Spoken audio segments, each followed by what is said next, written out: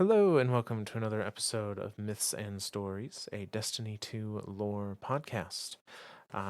This episode, we are continuing our readings of the Entelechy lore book, physical book in this case, that came with the Final Shape Collector's Edition.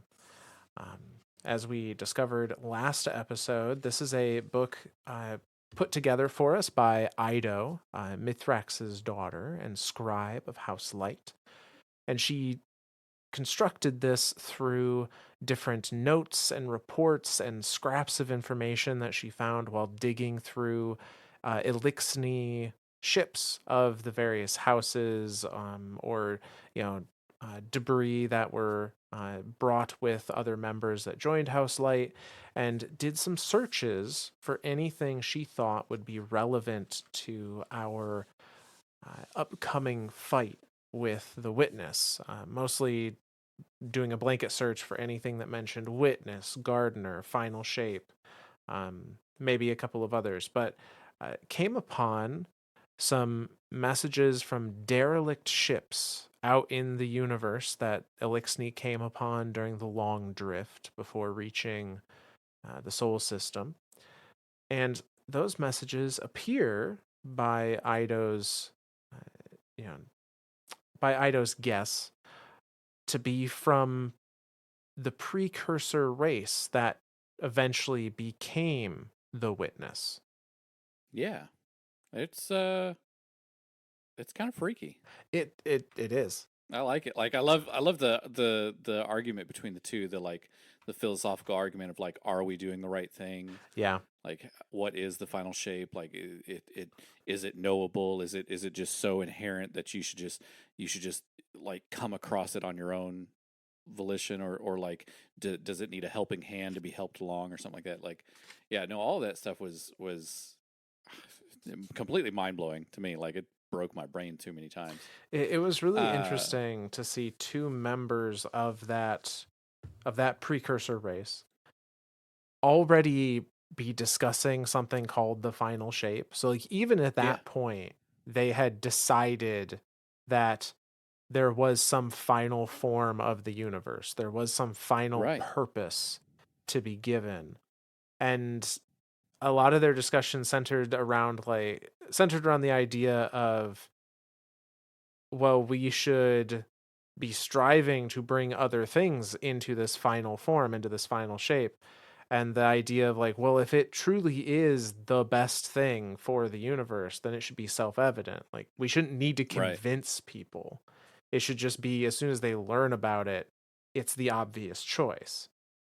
And the fact that they hadn't yet found that point, Yeah. had them questioning like, do we even understand what this is? Right. Right. Um, which again, it brings up a couple things. One, um, looking at it, in fast forward, looking at our interactions with the witness in current day Destiny, the witness seems very definitive in what. Well, I say definitive, like we still have no clue what's actually going on inside the Pale Heart or anything like that. But it still seems like the witness has a very purposeful goal, I guess. The witness knows what it wants. It may not be sharing it with anyone, but it very much has a as much as it is as it is made up of many beings. It does have a singular goal or thought process that it's following. The other thing that I don't know why I didn't never really kind of like thought about it. Ido is finding these recordings that so she's finding them in catches, right? Mm-hmm. That are from her own people, from the Elixni, that were taken from derelict pyramid ships. Correct? At least one of them, or a set of the recordings, is reported as being from a derelict. They don't call it a pyramid ship per se. They say it's a tetrahedral structure, but Ido refers to it as a early iteration of what we now know as pyramid ships. Gotcha. I didn't know if we were going to have that debate again of like tetrahedron is we've definitively looked it up. Tetrahedron is a pyramid. It's a simple pyramid, but it is a pyramid. Um, so yeah, okay. So that's I guess like why this is the part that's kind of like weirded me out. Why would the Elixni? Well, I guess it's all from their whirlwind, right? Like they would have been chased down by the darkness, so it would maybe make sense that they would come across ships that had been attacked or become derelict or whatever. Um, and then of course the Elixni being what they are, like strip it down for parts and Right. grab what they need. And come across random information banks and be like, okay, well, this is info. Like, let's just store it, type thing. So I guess that kind of makes sense. The information that we're finding from them, it's not implied that like this is stuff off pyramid ships during the whirlwind or anything. This is Right. during the long drift where they literally drifted across the universe for probably hundreds of years given the Elixni Sure. lifespan. And who knows where they went between wherever their homeworld, Reese, and the Sol system is. Right. And these derelicts are wrecks that they came across that they salvaged for parts, and part of that salvage was also extracting the information. And they used that information as currency between ships when they needed to like make trades for supplies when they met another ship on the long drift kind of thing. Okay. Okay. Okay.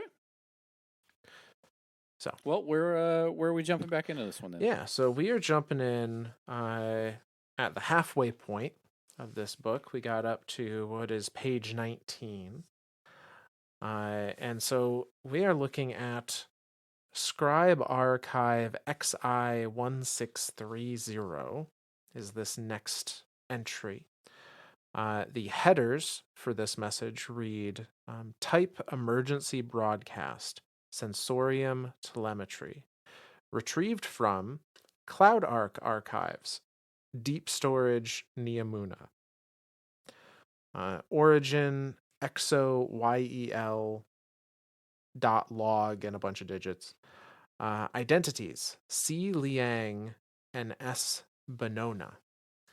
Keywords were collapse, Black Fleet, and Rasputin. So this is coming not from some derelict ancient ship. This is coming from the CloudArk records on Neomuna for presumably something happening during our collapse. But this log is a transcript of a conversation aboard a ship of some sort. And it goes like this. Mayday, mayday, mayday, all stations. This is the Exodus Yellow. 25,000 souls aboard. We are under attack by unknown hostiles and sustaining heavy damage. Engines 1 through 6 are down. Kinetic weaponry has been disabled. And we are transmitting in the blind. We have a possible sky shock event requesting. Emergency broadcast is merged with sensorium telemetry from the Exodus Yellow's chief medical officer, Dr. C. Liang, and of the ship's officers. An open medical data feed is displaying updates on the condition of the ship's officers. Several are listed as deceased, including the captain, and the remainder have moderate to severe injuries. All are located on the ship's bridge. Dr. Liang is running through the corridor connecting the ship's medical bay to the bridge. She is speaking rapidly on an open audio channel with Communications Officer S. Benona. Liang. But we are not a warship. Benona. It doesn't matter to the war mind. Not under Karhai White. But we can't possibly have any working guns. Not after that last hit. What does Rasputin expect us to do? Wiggle our engine nozzles at the big ugly triangle? Pyramid, Doc. This is not the time for pedantry. How can you be so calm? Kinda have to be, don't I? Nobody else is in any shape to do anything. If we're in Carhair White, and Rasputin's telling us this is what we've got to do, then The alternative must be worse. Worse than 20,000 dead colonists. Hold, Doc, grab. The Liang lurches violently and impacts the wall. Her sensorium's medical data feed cuts out and remains offline. Ah, Benona, what was that? Benona? Anyone? Liang resumes moving down the corridor. She exhales sharply and begins to speak to herself, recording with her sensorium. Okay, status. Our systems, including communications, are on the fritz. We're limping on 2 engines. At least 3/4 of the crew are wounded, too badly to act. The captain is dead, and we've got no guns. If whatever we're fighting doesn't kill us all, Rasputin will. System warning. Mass growl. Phaeton strikes. Sterile neutrino scattering. Oh God. Oh God. Oh God. What is that noise? The sounds of metal groaning. Liang abruptly stops and begins to back up. System warning. Exodus yellow, tensile strength exceeded. Ahead of Liang, support struts begin to fracture. The floor ripples and the ceiling buckles. The portion of the ship Liang has just come from is not as strongly affected. Tension is released. The ship's structure snaps back into place. Liang falls hard, but recovers. I could feel that in my teeth. Some kind of gravity wave. Rasputin's gone mad. Can't hold position any longer. We'll die. We'll all die. An ad. I just need to get an ad up. And she can get us out of here. Liang resumes moving forward. The ship's structure shows visible sign of strain, with materials having stretched and deformed far beyond normal tolerances. Benona, I'm here. I'm here. Liang reaches the bridge airlock. The door shows visible fractures but opens when Liang applies force. Benona. Liang begins to retch violently, backing away from the door. The bridge is covered with a layer of organic material and damaged flight suits. System warning. Warsat preparing to fire. Still heaving, Liang clutches the doorframe. She opens a wide-range broadcast channel. All stations, stand down. We are in your line of fire. System warning. Warsat firing. Please, this is the Exodus Yellow. We have 25,000 souls aboard. System warning. Exodus Yellow hull integrity fatally compromised. And the ship comes apart around the Warsat's beam. Liang tumbles, unprotected in vacuum. Liang's sensorium captures a gap in the debris field. The pyramid ship is completely unharmed. That's where we'll pause. Fuck me, dude. Holy shit. Let's start this one off super dark. Holy shit, man. Okay. Yeah. I mean, there's several keywords throughout this whole thing that are pretty recognizable. Sky shock event. Anything that now I may need a little bit of reminding on some of this stuff. Sky shock is something that Rasputin specifically designates as like humanity ending. I think Skyshock is specifically an extraterrestrial extinction event. Okay. So that's being called out, and then the car hair white is that's complete subscription into Warmind, into Rasputin's control, right? Yeah, that is Carhair White only happens when Rasputin has deemed a threat so potent that the only chance of survival is if Rasputin has direct control of all forces, military and civilian. Yeah, of everything, like literally everything. Um, wow. I'm pretty sure Rasputin just blew a hole through this thing to try to shoot the pyramid ship. Yeah. And it Which didn't leave a did scratch. nothing. Yeah. Well, it left a scratch somewhere. Not on the pyramid ship. Which I love that they are arguing triangle versus pyramid. Like Yeah. triangle implies 2D shape, pyramid implies 3D shape. So yeah, like it's uh, obviously Benona died halfway through this when the bridge got obliterated. Yep. Um, Jesus. I mean that the whole okay, so trying to remember what the other exoduses are. So okay, so what's the PvP map? Exodus Blue. Exodus Blue. What is on not Neptune? Well yeah, what's on Neptune? What is Neomuna? I think that was Exodus Green. Is that green or indigo? Oh, it might have been Indigo. The only reason why I say indigo is because of Yes, the you're right at right. the top I'm pretty where it says sure. Neomuna, Neptune, Yeah, Exodus, EXO-IND. yeah, I'm pretty sure it's Exodus Indigo. Exodus Black is uh, Mara's.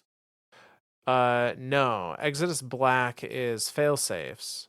Fail Uh, safes. That's the one I was thinking Exodus of. Green is the one that eventually went to the Distributary and formed the Awoken.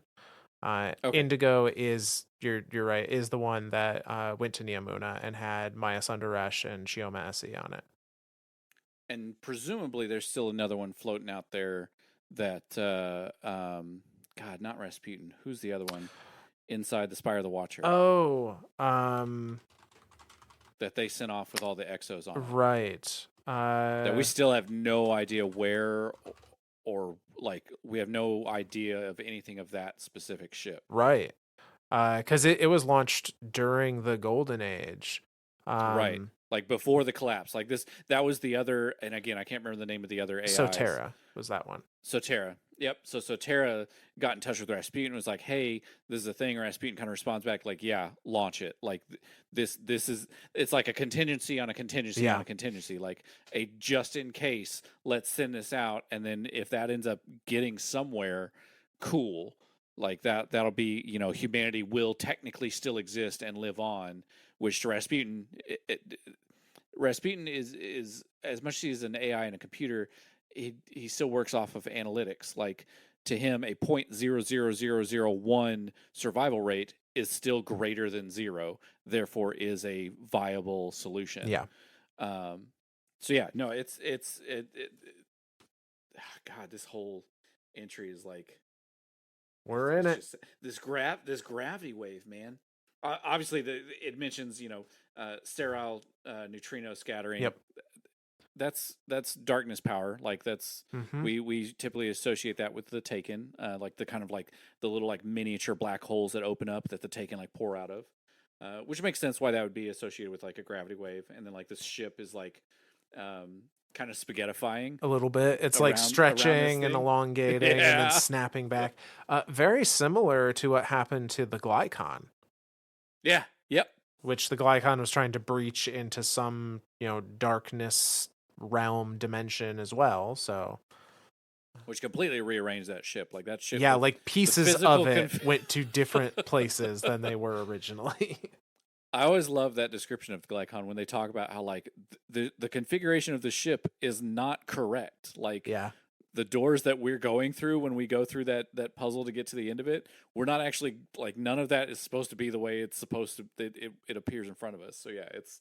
I think the same thing is happening here. Like she might have turned the corner on a corridor and then boom, there's the bridge. You're like, oh shit, that's not supposed to be here.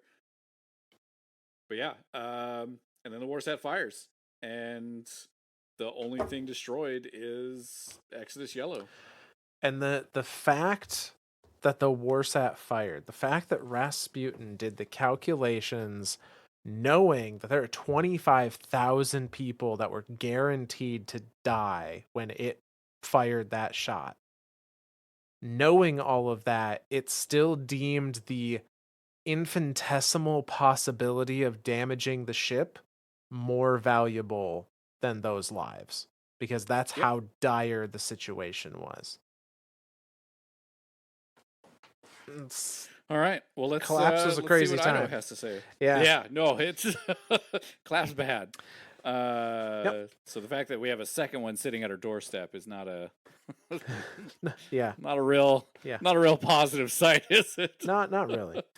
Well, let's see what Idaho has to say. Yeah. So, in case you weren't here for the first episode, or just as a reminder, each of these entries that Ido provides us, she then also provides us her own notes on what her interpretation of it is, and what some of the keywords may be that are in the transcript that she's provided. So her notes for this one.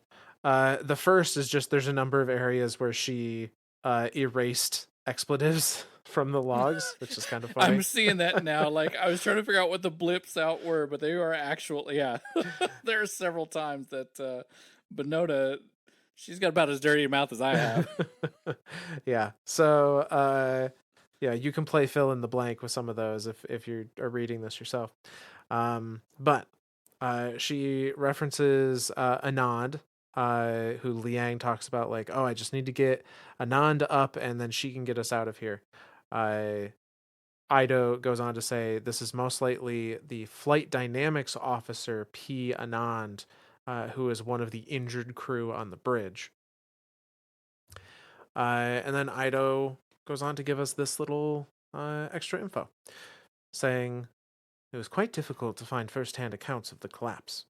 The humans who lived through it are long dead, and any contemporary exos have been rebooted several times since then.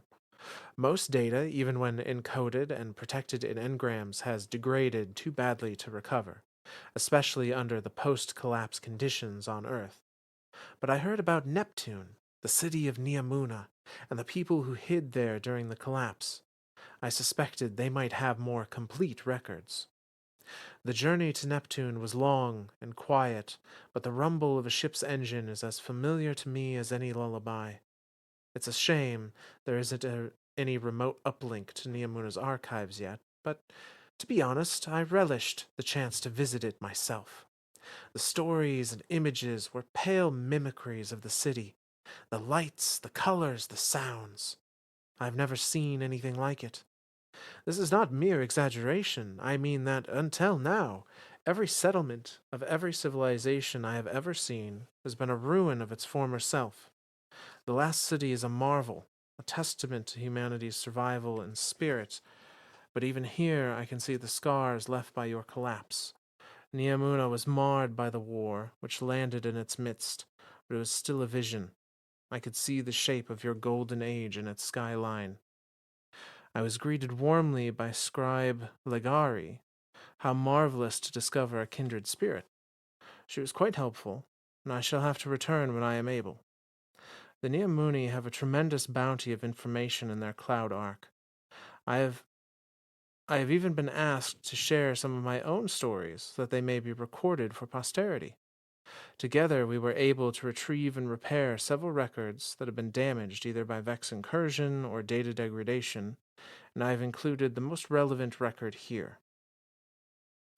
Also, Scribe Legary asked me to tell you hello, and to remind you that the Hall of Heroes is open to you whenever you may wish to visit. Her hollow projection performed an unusual motion when she said this. I believe that you would call it waggling eyebrows. It was very fascinating. Is there a corresponding gesture among exos?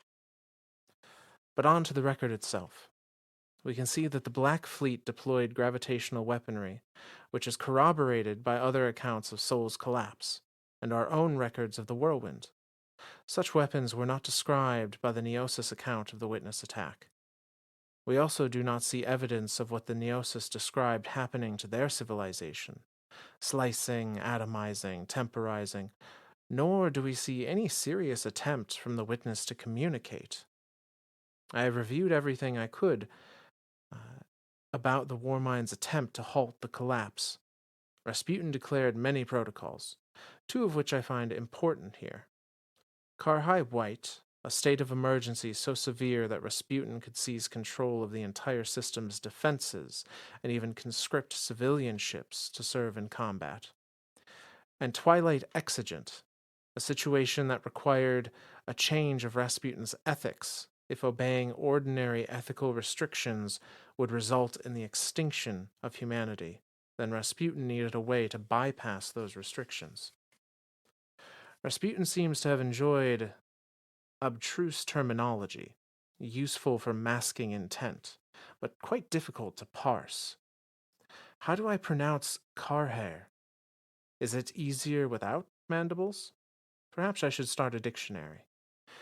It would be easiest to ask Anna Bray directly, as she knew the most about Rasputin, but I thought it might be discourteous to ask so soon after his passing. According to all the documentation of Rasputin's defensive soul, even with such extraordinary circumstances allowing him to act beyond his normal limits, Rasputin could not stop the Black Fleet. Had the great machine not acted, the Black Fleet would have grounded all of Seoul into dust. Still, I cannot understand why the Black Fleet would choose to deploy gravitational weapons. If they were totally unharmed by humanity's greatest weapons, if the Witness could disassemble entire fleets with the wave of its hand, why would they need to use such comparatively slow weaponry? Perhaps this was not done out of necessity, but why then? I feel like I am still missing something. And then that's the end of Ido's notes. So she brings up a lot of really good points here. Um, I mean, especially towards the end here, when she starts like questioning the use of the weaponry that was being used. She talks about how, like, the gravitational weaponry. Uh, we see accounts of that on throughout other entries. She references specifically Titan, and then of course their own whirlwind. Um, but then she talks about an entry we read. I'm having we wind wound syndrome tonight, Myth. That we read last episode about the Neosis. That's also covered in this book. Yep.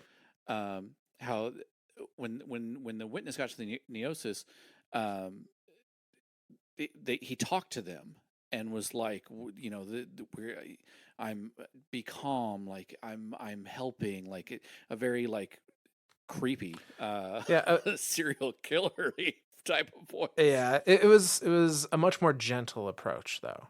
Yeah. But then it also, the way that it did its weaponry against them was the what we see in the Lightfall videos, where it's like he slices them into sections and Right. rearranges them and tempers them and finalizes them. Whereas, like, again, the entire attack on the Soul System was gravitational. We saw the same thing in Mara's ship when they were having the gravitational fluxes there, and then the light and the dark met, and she boops and creates her own pocket universe. So it is odd that the Witness would deploy different tactics for this system. My first thought on that is it deems this system useless. I hesitate to use the term useless there, because it like our system is supposed to be snuffed out, essentially, is what Right. I'm reading. That is, again, according to his logic of the final shape. Yeah. And we talked about that last episode with, like, maybe that was the reason for the difference in approach, because the Neosis had never encountered the Traveler. They were still in their quote unquote pure natural state. Sure. Um and So to see them as like um, an untainted unaffected, thing, yeah, yeah. yeah, yeah. It probably saw them as more of a savable, and I'm putting that in quotations, like Right. savable race, like save in the sense of like I'm archiving this to my save file, not save as in like, oh, you're spared. Yeah, these are two different saves going on in the Yeah. Witness's mind. Yeah. Pretty much everything falls under the first of the two. Like, it's just being archived for like a statue in his ship going, yep, they existed, and that's the last of them. Boom, next race.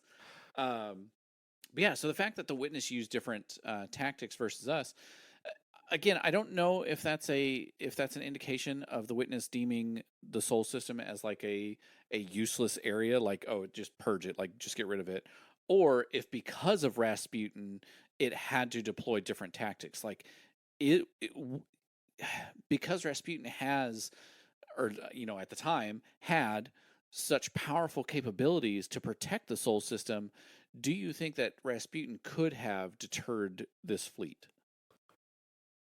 I think it seems pretty obvious, at least as far as the information we've been presented, that Rasputin had no chance.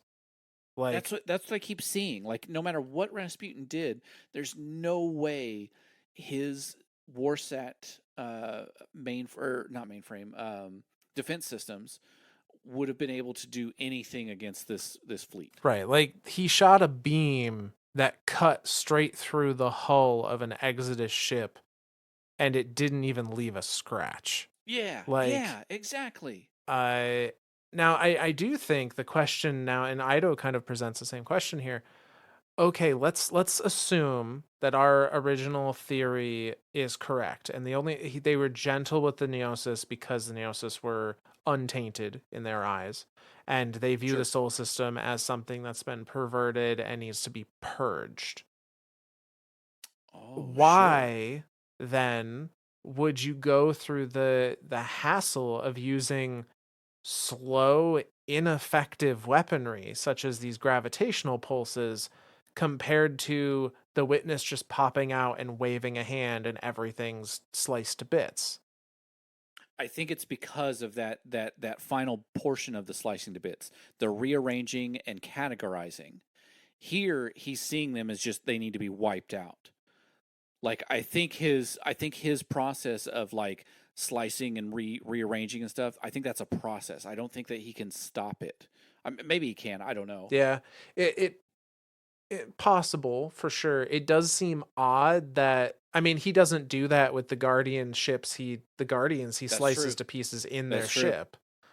He slices them up and then just walks right up to the traveler, and like Right. they fall into orbit, and they're left So there. it is this odd, like, why would a superior militaristic force use weak weapons against an lesser enemy? lesser weaponry. Yeah, yeah, yeah. I think maybe, especially when you're a militaristic force that has no fear of I Defeat. forget the term, but like mutual destruction. You know, Oh, the sure, sure, sure. the Yeah, the argument would be like, well, if you use the big thing, then your enemy will use the big thing because they're going to die anyway, and then you both die. yeah. Uh, the witness doesn't have that concern, clearly. Like the soul system threw everything in the kitchen sink at it, and it didn't even blink. Right. So, like, why use smaller grade weapons? Because the gravitational weapon certainly had an effect. It was certainly like lethal, but not to the whole crew. It didn't tear the ship apart. It killed Right. some of the crew, but not all of them. Was there okay? Okay, so let's think about what else is in the soul system at the time of the collapse. The traveler. Yes. Is there something that the traveler was doing? That's the only other explanation then. It because it's one of two explanations, right? Like, it's either A, the soul system didn't matter, so it's just gonna kind of like fuck with it. Like, it's like I bring it back to that idea of the kid with the magnifying lens on the anthill. Yeah. He's just screwing with them, right? Like, he could stamp them all out in a single stomp, but at that point in time, it's not a game to him. The other explanation is the traveler is present in the soul system during the collapse. Is there something the traveler is doing that is preventing the witness from doing that? But then again, we come right back to Lightfall's cutscenes where like the traveler launches a beam through a ship, and he walks in through, like, he literally walks through that beam vivisecting stuff as he's walking through the beam. Right. So like, I don't know. It's Though maybe you've touched on it though. Like the traveler is in the soul system, maybe because the thing the witness had been hunting for so long was there and present and trying to make a stand, you know, willingly or maybe. otherwise. We theorize that maybe the traveler was stuck there from either the nine Sure. or the witness's own, force of the pyramid ships or whatever it may have been. Uh but maybe Or if you want to believe Crow, it's Rasputin. yeah. Uh maybe this was a form of intimidation. Maybe this Oh, was sure. the witness's like kind of maniacal arrogant side peeking through and being like, look at how easily I can destroy the things you've made, look how I can make them suffer in front of you, kind of thing. Like, uh do something about it. Like, let me see you do something. And for the traveler to essentially do nothing, right. I don't know. That I think that speaks volumes. Yeah, I don't know. It's a question worth pondering though. So Okay. but the next entry we have here is kind of a short one, and it discusses some names that we know, and anyone else would know, especially if they've listened to our Black Armory episodes. So this record was retrieved from Ada 1 of the Black Armory. Origin, Black Armory Papers, entry 68 continued. Keywords collapse, Black Fleet, Black Armory, Mayrin, Henrietta. So this little transcript is as follows. They arrived at night. Yuki woke me up. I had never seen that look on her face. That fear. The sky, she said. The sky, the sky. She couldn't say anything else. When I looked outside, I understood. The stars were going out, one by one, as though a titanic veil were being drawn over them. The sky grew darker and darker. Then, light. I realized later what had happened. During humanity's early forays into space, we had littered the LEO region with debris. Some of it had been removed, the better to facilitate interplanetary travel, but there was always so much. And it burned. All of it. The whole sky was aflame. I ordered everyone to the bunker. The earth heaved and cracked open underfoot. A sickly green light pervaded everything. Radios hissed static and screams. The wind hurled cars and houses like toys. By the time we reached the facility, the wind had stopped, and a dreadful stillness hung in the air. When I looked back, I could see a great cloud in the distance. It reminded me of a sandstorm. A wall of smoke and dust bearing down upon us with unnatural speed. Amira, she had fallen behind, and the cloud swallowed her. She withered down to bone wherever it touched. It could have been poison, or plague, or Helga closed the doors. I'm not sure whether to thank her or not. And that's the end of the transcript. So Ada One is a Ada One is a unique. Um, she's a unique being. First off, Yeah. um, because she's one of the only beings to have actually lived through the collapse. Like her Ido touches on it in the previous entry where like, anything that was for the here from the collapse, long dead. Everyone's long dead. And the exos, they've been reset so many times that it doesn't matter. Ada One is in my head, I'm thinking through this real quick, the only exo with a one moniker. Yes. Short of Elsie. Short of Elsie and maybe Clovis? Question mark. Like Big Head Clovis. Big Head Clovis? Yeah, I'm trying to remember if Big Head Clovis is actual Clovis or if that's just the facility's AI mimicked off of him. I can't remember which one I think Big Head Clovis is the actual Yeah, I'm Clovis. pretty sure like he had himself up, he for sure had himself uploaded. And I'm Yep, pretty sure Big Head Clovis is his full mind, like yep. And personality, that's the one that memories, like everything. activated. That's the one that activated Clovis One, and then Clovis 1 went through Clovis 1 through Clovis 43, and Right. then became Banshee 44. Right. And that Clovis had Clovis's personality, but none of the memories. Yep. So he Yep. was kind of a blank. He was very much the same as a Guardian in some ways. He was very much a blank slate, and he ended up taking a very different path than the original Clovis, of course. Thank God. But yeah, So yeah, so for Ada, so for Ada to be this very unique entity, and again, her descriptions in the Black Armory papers, which again, if y'all haven't listened to them or anything, we did a whole series on them, are the most complete record we have of the collapse. Between that and the stuff that happens on Titan, yeah, with Kraken Mare, the last days of Kraken Mare, which again we did an episode on that too. So listen to that one.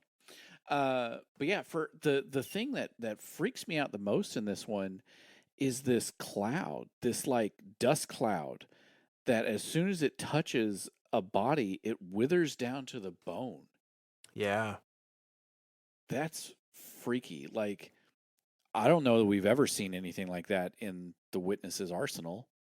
We haven't, but and we don't have confirmation necessarily, but the Elixni call their version of the collapse the whirlwind. And That was the connection I was thinking of yeah, too. they're saying like, you know, houses and cars were being picked up like toys, like a giant Yep. tornado-esque thing. And then there's just this wall of dust and debris, and I'm wondering if it is not a unnatural disaster, if it is a natural disaster in that it's just so much debris going so fast in this like wind tunnel that it's just sandblasting you to bone in seconds. Oh, sure, sure, sure. Oh, that's even freakier. So like not even like okay, yeah, I see what you're saying. So not an actual like here they were talking about like maybe a poison or a plague, but maybe it is more like what you're talking about. How it is just particles moving as fast as it can, like a sandblasting effect. Okay, okay, okay, yeah, yeah. I like that. I like that description better than just like a plague or something, because like plague or poison, like how the fuck do I combat that? I don't have a solution for that. I think in my mind I can get something thick enough or durable enough or, you know, dense enough that could combat the effects of sandblasting. I don't know that I could do that with a poison or plague or something. Well, and we do know that they survive in that bunker. Yep. Yep. Because they Because they exit the come out the bunker other side. after the Yep. collapse and travel for a little bit Yep. during the very early Dark Fighting Ages. the risen, Yep. the early risen and Yep. stuff. Yep. So Um, yeah. so yeah, and it to kind of further put a spin on that, no pun intended. We Haha. know See what you did that there. the Black Fleet clearly had access to gravitational weapons. One way to get shit spinning really fucking quick is in orbit of a gravitational anomaly. Like they could have just shot a little gravity, like a little neutron star gravity thing at this area, and its gravity may have created this giant, you know, tornado Which whirlwind thing. which again brings up that idea of the darkness is just fucking with us. Right. Like, why do Like that? it's still why even do that? Like it could obliterate the entire planet. Why even do this level of plaything destruction? I really starting to think that that's more of that. Like the witness is like trying to like goat the traveler into doing something. Like look at me, look like what you were saying. Like look at me destroy your creation. I can destroy it just as easily as you can create it, if not easier. Like I'm using like one pinky worth of power where you're using your whole being. Yeah. Like do something.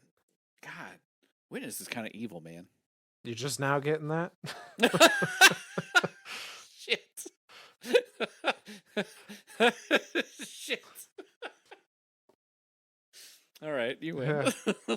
Yeah, the big bad evil guy of the story. He's kind of bad. Yeah, Like, he's bad. He's you a don't bad. say.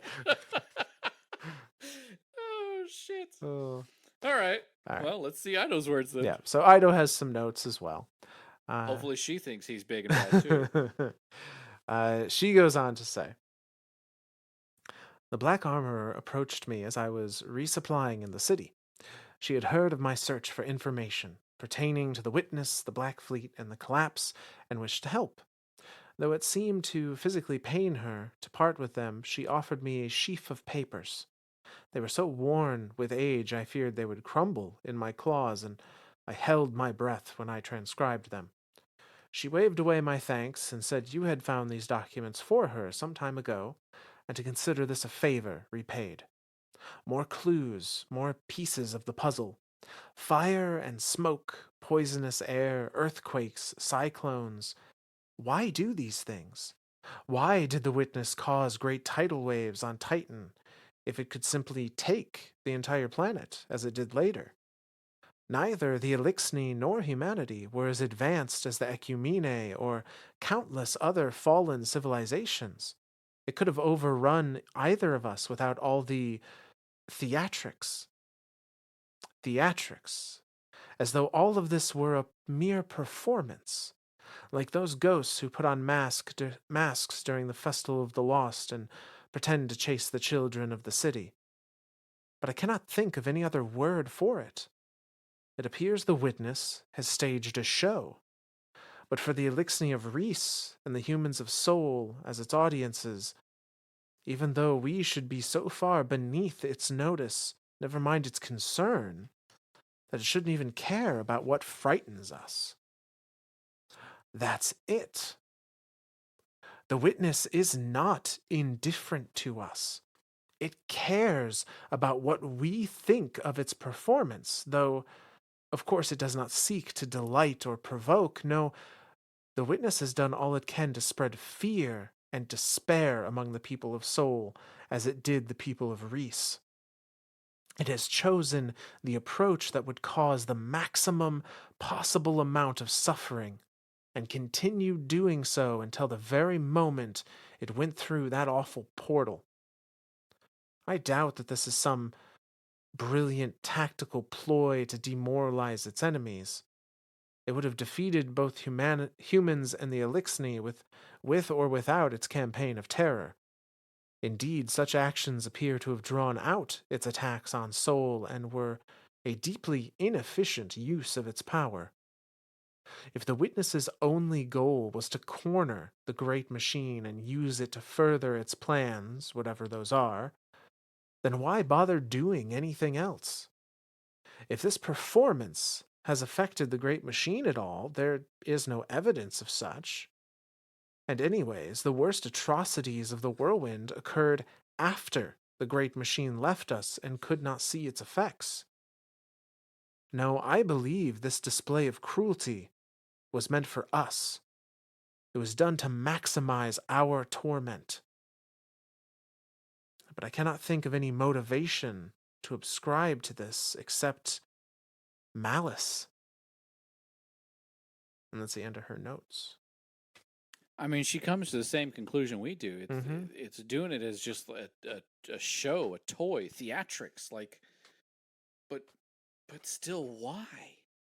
Why do that? Why torment? I mean, other again, it just comes down to just a sheer like it is just enjoying it. Yeah. Like it doesn't know like the witness. I don't know. I think that might be a downside side effect of its immortality. And I say immortality because I can't. I think the witness is immortal. I mean, it's I don't know lived that eons, so. eons exactly. Like I don't think that it can die. Maybe it can. You know, in my mind, it can because it is a corporeal being that exists within our physical realm. Granted, it is so inundated with darkness that like we know darkness is all mental. So Right. like yeah, that's a whole can of worms. Um, so yeah, it's got to just be for its own enjoyment or its own amusement. That's the only thing I can think of. Sure, and she even touches on it here too. Like it screwed with Titan. It did gravitational waves on Titan, but then like came back later and just took the whole damn planet or moon. Sorry, not planet, moon. Uh, so yeah, like it's not even showing the same amount of force or amount of plaything between attacks. Yeah, and we originally attributed it to like it's trying to put on a show for the traveler, which might still be true to a degree, but Ido brings up the fact that like it used similar tactics of just sow death and despair slowly against the Elixni people on Reese, and the traveler was already pieced out by then. Right. So it she attributes it to malice, and I think that maybe is true, to the degree that like the witness hates us. I think the Yes. witness hates anything that the traveler has touched because maybe jealousy, maybe because it goes against its theology of like trying to create this one perfect universe, maybe a little bit of both.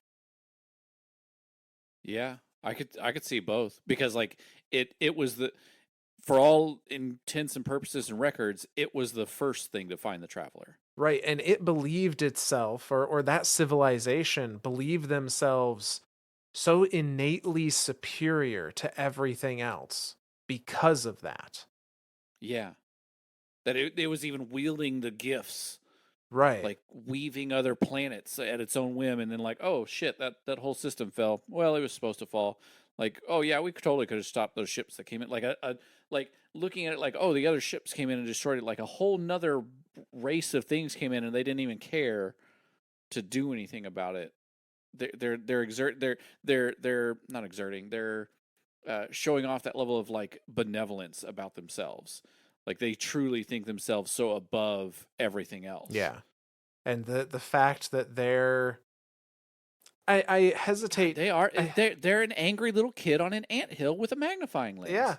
And the ants carried away their favorite ice cream or something. Like it. Oh my god, like the pie, the picnic Yeah. pie, like it's that's all the traveler is, a giant cherry pie being carted away by ants at a picnic. I do like that imagery of like all the ghosts or the ants, and they're just like, "We're taking this now," and the witness is like, "You little shits," and like a normal human being would just like pick the pie up and be like, "Go away, ants." But no, it's a cartoon level of comedy happening here, and he just watches it walk away, and he's like, "All right, well, they fucked with me. I gotta fuck with them now." Yeah, and then he goes to the anthill and picks the legs off every fucking ant. Literally, yes. I mean, they've been around for eons. That is a lot of time for them to refine their self-righteous bullshit. This is true. This is very true. Yeah. So, we have another entry here. This one is from the Reef archives. So this one, type bridge audio recorder. So an audio recording from the bridge of a ship. Retrieved from Reef Cryptarchy Archives, 10 Hygia. Origin, Arcadia class jump ship Golden Age. Discovered partially integrated into 31 Aerophocine. No pilot was recovered with the ship. Data heavily degraded, partial restoration successful. Keywords: collapse, Black Fleet, darkness, taken. Identities: one, user number one, and user unknown. Audio preserved. Transcription is as follows: distant roar of ship engines.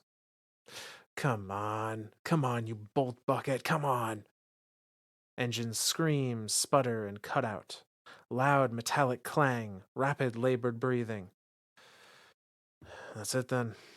Every last Newton I could squeeze out of this old bird, and it's not enough. There it is, in the darkness, coming right up behind me. Rhythmic creaking. Ah, our guns, our ships, our silent god, useless, useless. Another loud metallic clang. Centuries of progress, where did it get us in the end? What good are you? We're dying out here, you big stupid ball. Do something. Labored breathing. No. No, no, I didn't mean it. Please, don't be mad. Don't leave us. We'd be dead anyway, right? If you weren't here, right? Please, tell me I'm right. Silence. Am I lucky or not? I can't decide.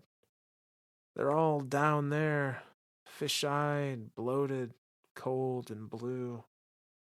I was the only one that made it off the launch pad. But now I'm up here. I'm up here in this tin can.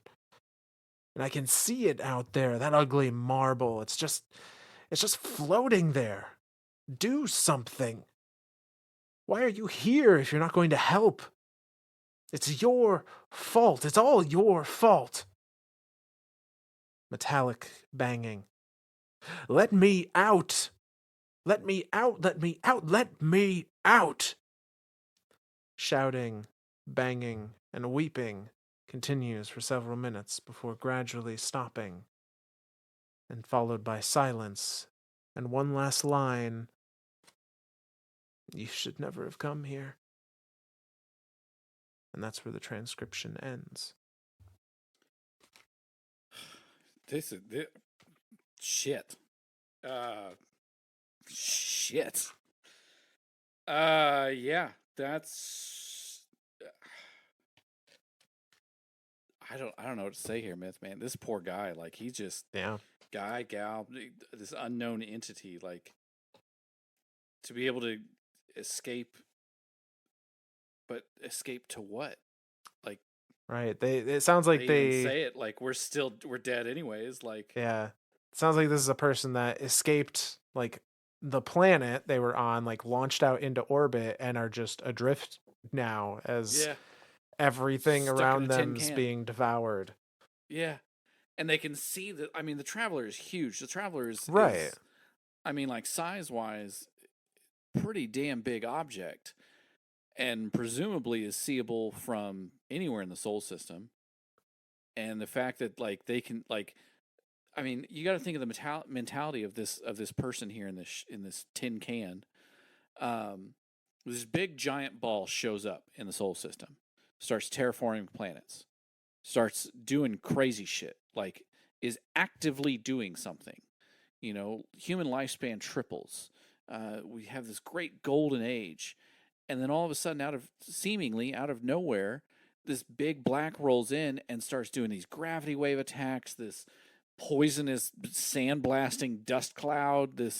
I mean, just completely screwing the entire soul system to bits, and people are panicking. Like ships are being called into military civilian ships, colony ships are being called into military service to help defend humanity, and then just being blown apart because like that's the best option available.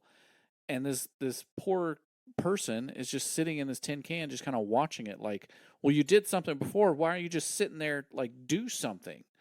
Like, would life be any, like, if you had never have come here, would this darkness be happening around us? Like, you know, what's your purpose here other than to kind of torment us this way? So almost looking at it as the Traveler tormenting them. Yeah. God, these are sad, Myth. I don't like these. Again, I don't collapse was a rough time. I don't like these, Myth. But so we do have some notes from Ido here. Uh so she has this to say. Once again, I am grateful for the circumstances of my upbringing. It is not as difficult for me to enter the reef as it might be for others, and the Techians and reef cryptarchs generously granted me access to their archives. There is a great deal of information preserved here that was lost everywhere else. The Yangli Way brought with it exabytes of data intended for the benefit of colonists it sheltered. Though they hoped to escape the shadow of the traveler, they did not wish to lose their tether to the rest of humanity. All that data survived the ship's transplantation to the distributary. Part of it was copied onto the Maracel. Oh, part of it was copied onto the ship's Maracel, brought with her to the reef, and of that part almost all has survived in the reef's archives to this day. I must admit, I almost didn't include this transcript. I am no stranger to the disturbing and distressing. As a scribe, it is my duty to record and pass on history, even a history written by the survivors. Survivors will have its dark corners. Oh, even a history written by the survivors will have its dark corners. Nevertheless, I found this recording difficult to listen to. It echoes the bitter words that I have heard countless times before, from Elixni, who suffered the whirlwind, who saw the great machine leave us and cursed it for abandoning us. But when studying history, discomfort often accompanies the information that is most crucial to understanding. That was what I needed. That discomfort, that echo of Elixni lamentation. The witness does not need cruelty to win. It does not need to mutilate the great machine's creations, to inspire fear and despair. It doesn't even need to tempt you to use the darkness which it has claimed to be, though we know, from your experience on Neptune, that the witness does not hold as complete a dominion as it wishes us to believe. In fact, its cruelty has actively slowed and hindered its purpose. Had the witness simply overwhelmed humanity and crushed all resistance, there would have been nobody left for the great machine to uplift. No ghosts or guardians to defy it. I have spoken with Ikora Ray about the texts humans know as the unveiling. I have tried to reconcile it with how I understand the light and what I know of the great machine. My understanding is imperfect, but I have gleaned this much. The winnower speaks of convincing you that it is right, of existence as a truth, a predation and defection. Nowhere does it speak of malice or hatred or despair. It does not care whether you embrace it or curse it. It simply desires to win, and in victory be validated. But for the witness, victory alone is not enough.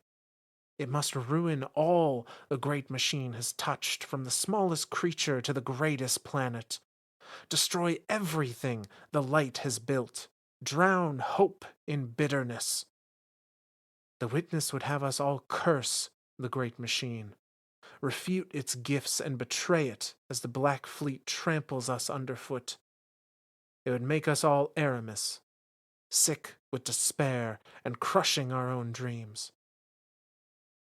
You see it too, do you not? The record from Simic's Fell, the communication from Talik's Sin, these messages set down in hope, in optimism. Once those who came before the witness saw the great machine as their hope for the future, as we did, as you do. They had hope once. They lost it. And now their successor, the great merging of their selves, the witness, seeks to deny that hope any right to exist. And that's the end of her notes. Is this where we cue in Paul McCartney with "Hope for the Future"? No, I think she hits the nail on the head all throughout this. Like that idea. I mean, it's really echoing like what we've been talking about this episode of like the witness seeing anywhere the light touches, anywhere the the great machine, the traveler has been, needs to be purged. It shouldn't be remembered. It shouldn't be atomized and finalized and tempered and all that stuff. Um, it should literally be desecrated. And anything that followed the light or anything that the light affected should be shown how perverse the light is and how much those beings should curse the light and be pissed, turn into Aramis, be pissed at the light for abandoning them, or be pissed at the light for not. And I keep saying the light. I should be saying the traveler. Be pissed at the traveler for not helping, for not interfering, for not intervening, and stopping the witness. Like, it wants us to see despair. It wants to kill the hope, uh, that the light kind of like the traveler kind of gives us hope, but not like it doesn't present it on a silver platter in front of us, right? Like it does things like terraform a planet. We're like, oh, neat. What can we do with that? It gives us possibility. It gives us that idea of what can the future be, which therefore just kind of inherently brings with it hope. Whereas the witness is like tearing all that down of like, I can destroy this thing with a flick of my finger, and you mean nothing, and you are nothing, and see how that great thing that you've been worshiping this whole time does nothing for you. Like, ha ha ha ha ha. Sucks to suck, bro. Um, yeah, I think Ido hits all of it on the head here. Yeah, now I can read into this in one of two ways. Okay. I can read into Ido's specifically the line where she says, I've tried to reconcile the unveiling with what I know of the light and the great machine. The winnower speaks of convincing you that it is right, of existence as truth, of predation and defection. Nowhere does it speak of malice, hatred, or despair. It does not care whether you embrace it or curse it. Uh, so I see, if we assume, as we have, that the unveiling is written by the witness and is their account of events leading up to, you know, where we are now, the beginning of the universe and all that. Sure. I think we can either attribute this change in tone of the winnower as being this uncaring to being this malicious, vindictive witness, as like perhaps they just, because they have lived for so long, they have just stewed in their hatred, and now That's it what is I'm what they thinking. are. uh if we want to put on that tinfoil hat again, maybe it's because it's two different authors. Oh shit. uh Again, very tinfoil hat. This is my pet theory. Do not take this as gospel, but I've for a while now been like, what if the voice in the dark is something else? I keep poking you with that one too. And I know I like when you go through like the new light stuff, like everyone in the soul system, everybody in the Destiny universe refers to the voice in the darkness as the witness and as the winner, and they refer to all of them as the same being. Like it's Yeah, but but they I'm don't I'm have more information they than don't we do. exactly. So it's like I I I'm like 70-30 on this fence, and like you ask me a week from now and present another piece of evidence, and then I'll be 70-30 the opposite way of like, oh yeah, no, this is totally another entity. I don't know, man. I just it does irk me that there is a voice in the darkness that seems that it speaks slightly differently than the witness, that there is something out there that is wanting to put malice and hate and all that stuff, and maybe the witness is that thing. Maybe the witness is the one trying to, like, it's pissed, it's lived for eons, and it's stewed, like what you're saying, it's stewed in its own hatred of like the fucking light, the traveler, that this is all horseshit, it was ours, we should have been the commanders of the universe. Like, yeah, maybe it has been just eons of hate growing and brewing inside of its billion mind brain. Um, and now it's just snapped finally and just said, you know what? I'm just gonna screw with you now. I don't even care. I want you to hate me. I want you to hate me. I want you to hate the traveler. I want you to hate existence. I want you to see only one path, and that is salvation.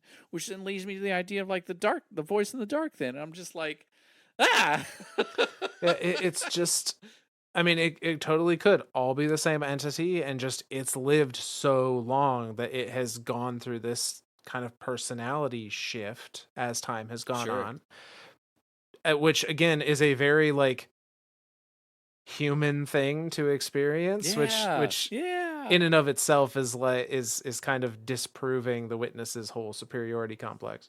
Uh, As soon as you humanize something, it makes it less like menacing, right? You're right. like, oh, Well, okay. and it proves to them like you're not better than us. You have Yeah, the you're not same, benevolent. You're yeah, not greater. you have the Yeah. same temptations that you can fall to, the same emotions that you can Yeah. be controlled by.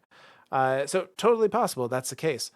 The other side of the coin is the witness has always been that way, has always been malicious and vindictive, and has grown more so as time has gone on. And there was another entity out there that had a very different way of speaking.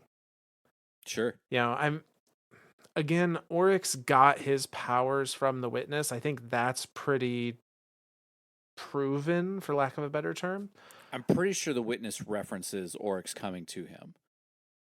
I don't remember where but for some reason I'm remembering some lore entry on a gun or a piece of armor or maybe in a lore book or something of that same conversation of Oryx coming to him and gleaming the power to take.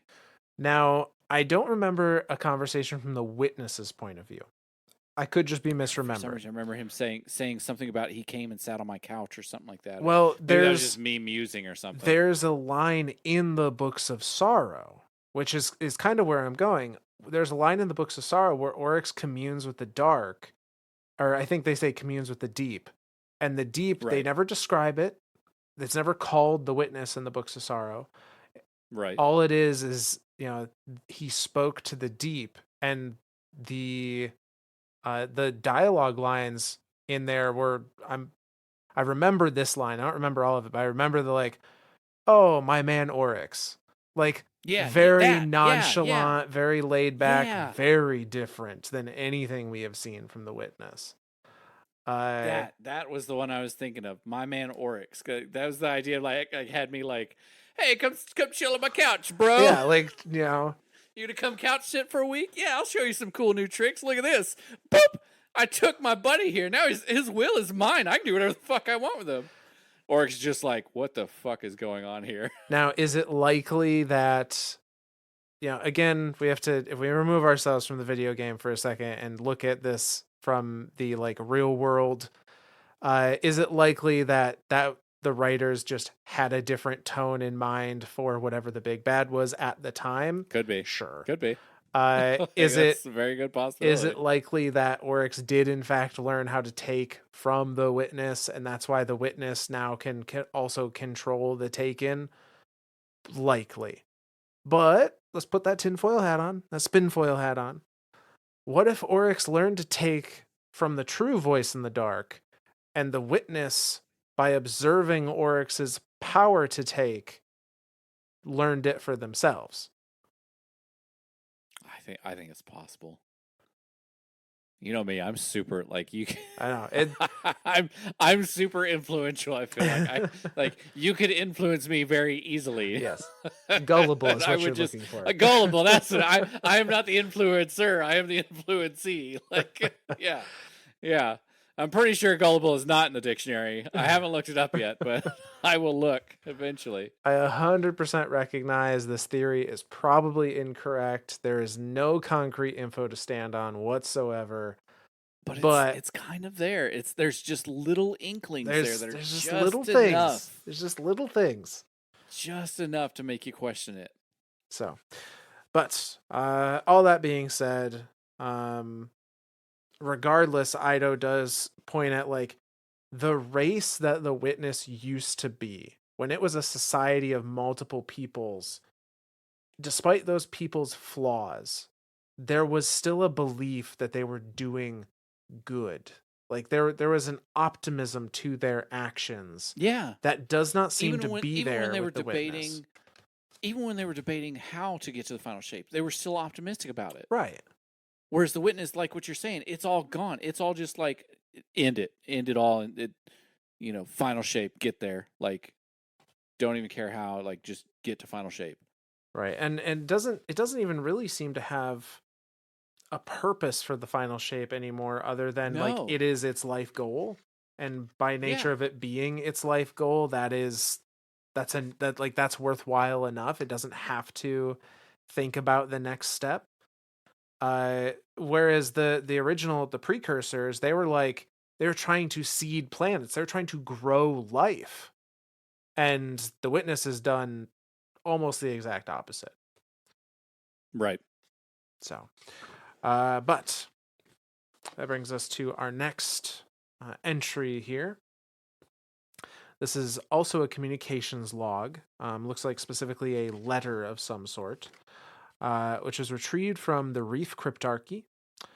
The origin is the core of a Vex Minotaur of the Soul Divisive within the Black Garden, and it was retrieved by Prince Aldrin Sov.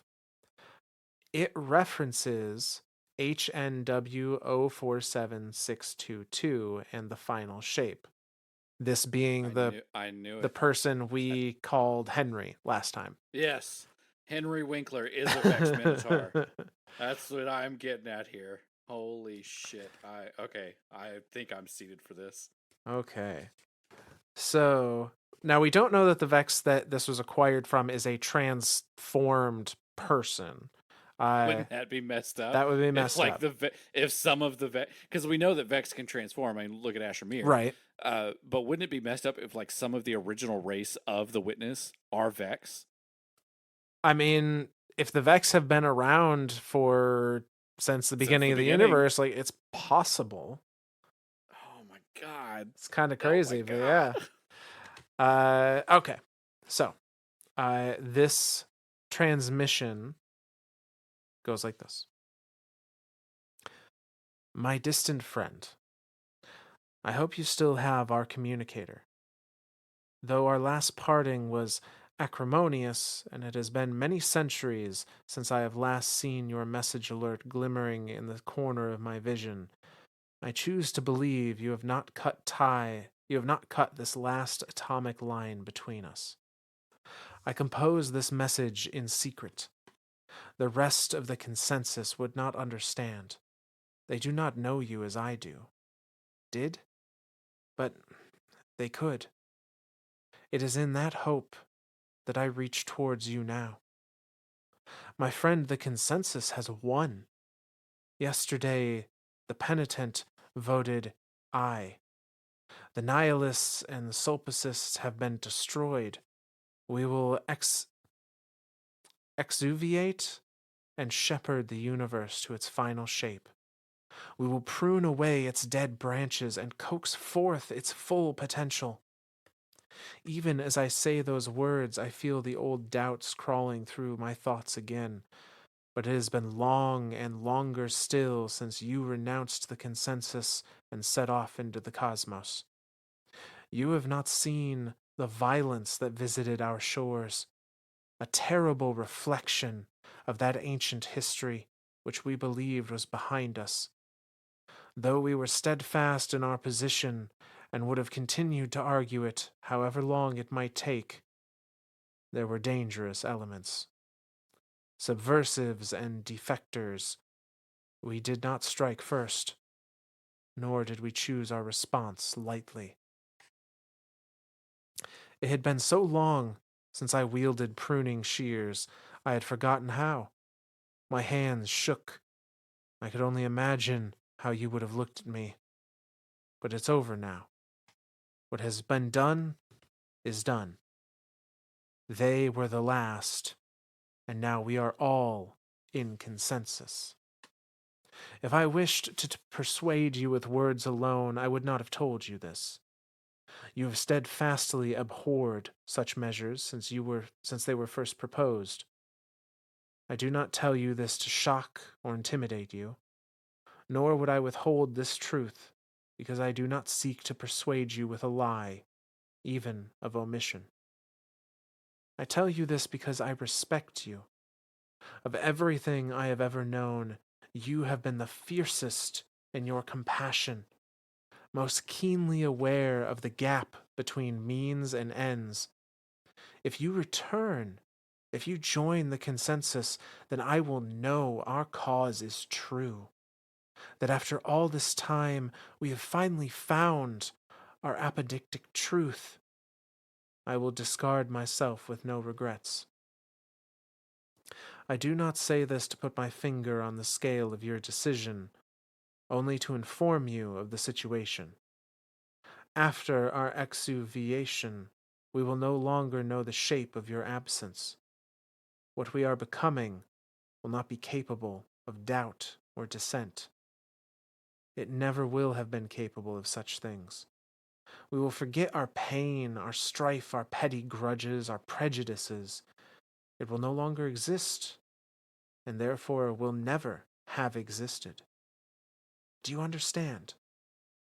There is not much time. Now that we are in consensus, our progress is unhindered.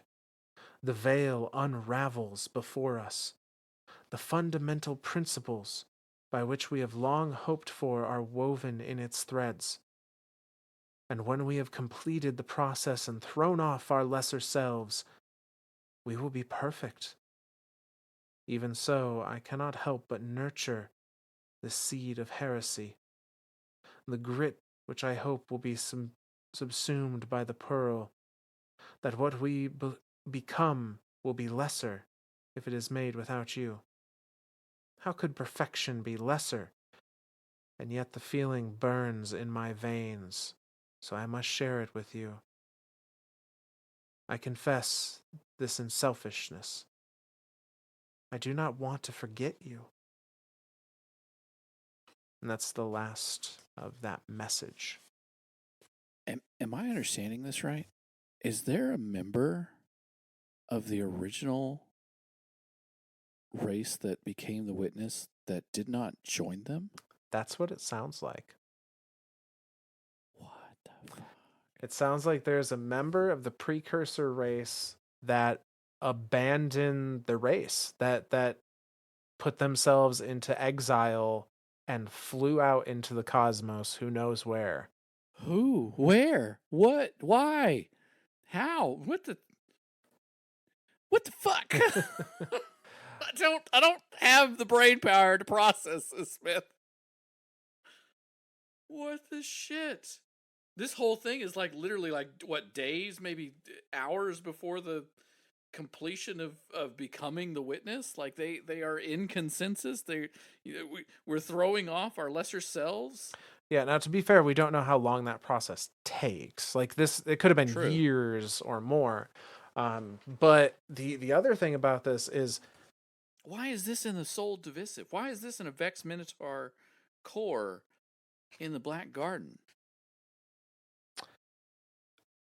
hard. I mean, we don't know. Like we just we don't. Why is this transcript in a Vex? Okay, here's another crazy off the wall theory I have no evidence to support other than circumstantial. That's okay. I've already used up the entire roll of tinfoil. I've just basically covered my whole body in it at this you point. you are prepared then. I am prepared. So it always bugged me, this idea of like the Black Garden being a place of light and growth, but not being related in any way to the Traveler, as far as we could find. Right. And of Because everywhere the traveler beam hits, we see that growth. right, and eventually it became a place that worshipped darkness, but I don't think it started that way. Uh, I'm wondering now, because this was found on a Vex in the Black Garden by Aldrin Sov when he was in the Black Garden, and there is a member of this precursor race that left the cosmos, and that member, as we saw in the last episode, was the creator of the tools used to terraform the planets by Henry in episode 1. Did they make the Black Garden? Did they did they make That's. their own little oasis and try and make their own perfect world? I mean, that's the shit myth. My fucking brain is imploding in on itself. I can't. I can't process this. Does that mean that like could this other person be the Vex? I don't think the Vex. I don't think the Vex made the Black Garden. I think the Vex discovered it and vexified it like everything else they do. Sure. But I'm wondering if the The original purpose of the Black Garden was truly just growth yeah, and exist and potential the way that we see it, and like it was created by this one of these two beings. again, very off the wall, but I like what other reason would there be for there to be a connection between the Black Garden and these precursor people? And when those precursor people were in the, in the business of creating quote unquote garden worlds, Yeah, yeah. I don't know, there's a lot of coincidence there. The thing that I am gonna kind of like my brain is like grabbed hold of and said this point at this. Um, the fact that its origin is core Vex Minotaur Soul Divisive Black Garden, and that it starts with this line of incoming quantum flicker. And so what I'm seeing this as is this communique, this entire entry is a communique that was received by the person on the other end. Yes. That is And what that I'm getting as well. and that the fact that it was received by the person on the other end and is now stored, like, again, stored is part of, I don't know, this Vex Minotaur. Like, I don't Right. that like fuck, dude, I don't know, man. I don't know. This is nuts. There's a lot of coincidences, but not there's no It's real like not connective quite tissue yet. definitive, right? Yeah. Yeah, yeah. Um Holy shit. the other thing that I think is worth pointing out here is the this society, these peoples, by Henry's telling at least, um, are in consensus. But they're not necessarily Yeah. in consensus because they all came to a happy agreement. They're in consensus So- because they murdered everyone that didn't agree with them. that's that's that's the part that kind of fucked me up too. Before we thought of it as like well, we even thought about it too in that sense of like people were brought into the idea of the witness, like even if they didn't want to. No, it's the people that are in the witness, like, or the beings that became the witness are all the ones that are part of the consensus. Anything that wasn't part of that was just murdered. It was just killed. Like, nope, don't need that thought pattern stuck in this body for an eternity. Cut that out. Yeah, Yeah. it is very interesting, and this idea that once they merge together and become this new being, they will be reborn without any memory of their previous lives. It sounds like That's I was picking up on that too. Like it sounds like that's like they don't even know, the witness doesn't even know of its former life very or lives, I possible. guess is the yeah. Certainly not directly. We will forget our pain. What we are becoming will not be capable of doubt or dissent. It will never have been capable of such things. We will forget our pain, our strife, our petty grudges, our prejudices. It will no longer exist, and therefore will have never existed. Like it seems like this is a level of like rebirth. This, I mean, it's literally like a Guardian revival. Right. Yeah. Holy shit. Maybe the ghosts are close. I don't I know, don't man. know. I don't fucking know, man. Okay, but that brings us to Ido's notes on the subject. So, in reference to the consensus, she says, this group appears to be the same as the merciful penitent benefict mentioned in the original scribe archive. There is no usage of ternary semantic clusters whatsoever throughout the text. I did not expect to find this. I pen these notes as I await my audience with Mara Kell in the reef. as there are many matters which require her attention. The hours stretch on, and I searched the databanks for those old identification codes on a whim. To think that this data was retrieved by Prince Aldrin Sov. Is this what humans mean when they say they feel someone walking on their grave? Though in the prince's case, that grave is empty. Would it be too awkward if I thanked Crow for an act done in a past life? I apologize.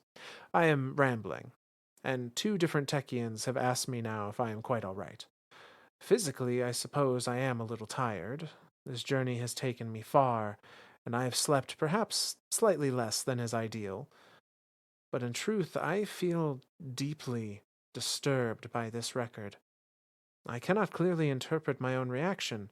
It is too visceral, overwhelming, disgust and horror mixed with pity. I even find myself feeling sympathy. Sympathy for someone who admits openly to murdering dissenters, for a people who purposefully erased their own history as though not remembering those crimes would absolve them of it, for the minds that would form the witness, for those who destroyed Reese. And yet, in my horror, I am reminded of Guardians.